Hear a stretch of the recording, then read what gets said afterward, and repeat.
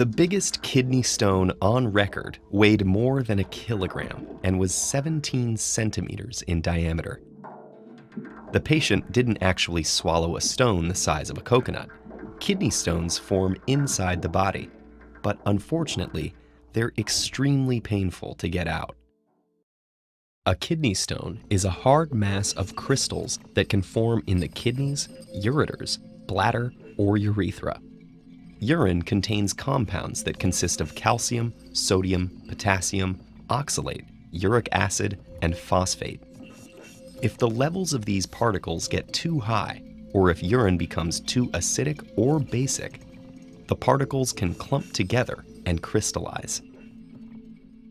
Unless the problem is addressed, the crystals will gradually grow over a few weeks, months, or even years, forming a detectable stone. Calcium oxalate is the most common type of crystal to form this way and accounts for about 80% of kidney stones. Less common kidney stones are made of calcium phosphate or uric acid. A slightly different type of stone, made of the minerals magnesium ammonium phosphate or struvite, can be caused by bacterial infection. And even rarer stones can result from genetic disorders or certain medications. A kidney stone can go undetected until it starts to move. When a stone travels through the kidney and into the ureter, its sharp edges scratch the walls of the urinary tract. Nerve endings embedded in this tissue transmit excruciating pain signals through the nervous system, and the scratches can send blood flowing into the urine. This can be accompanied by symptoms of nausea, vomiting, and a burning sensation while urinating. If a stone gets big enough to actually block the flow of urine, it can create an infection or backflow and damage the kidneys themselves. But most kidney stones don't become this serious or even require invasive treatment.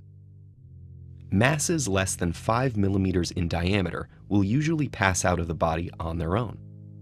A doctor will often simply recommend drinking large amounts of water to help speed the process along, and maybe taking some painkillers. If the stone is slightly larger, medications like alpha blockers can help by relaxing the muscles in the ureter and making it easier for the stone to get through. Another medication called potassium citrate can help dissolve the stones by creating a less acidic urine. For medium-sized stones, up to about 10 millimeters, one option is pulverizing them with sound waves. Extracorporeal shockwave lithotripsy uses high-intensity pulses of focused ultrasonic energy aimed directly at the stone.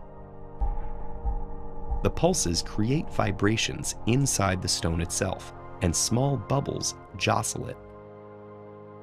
These combined forces crush the stone into smaller pieces that can pass out of the body more easily. But zapping a stone with sound doesn't work as well if it's simply too big. So sometimes more invasive treatments are necessary. A rigid tube called a stent can be placed in the ureter to expand it. Optical fibers can deliver laser pulses to break up the stone. Stones can also be surgically removed through an incision in the patient's back or groin. What about just avoiding kidney stones in the first place? For people prone to them, their doctor may recommend drinking plenty of water, which dilutes the calcium, oxalate, and other compounds that eventually build up into painful stones. Foods like potato chips, spinach, rhubarb, and beets are high in oxalate, so doctors might advise limiting them. Even though calcium is often found in stones, calcium in foods and beverages can actually help by binding to oxalate in the digestive tract before it can be absorbed and reach the kidneys. If you do end up with a kidney stone, you're not alone. Data suggest that rates are rising, but that world record probably won't be broken anytime soon.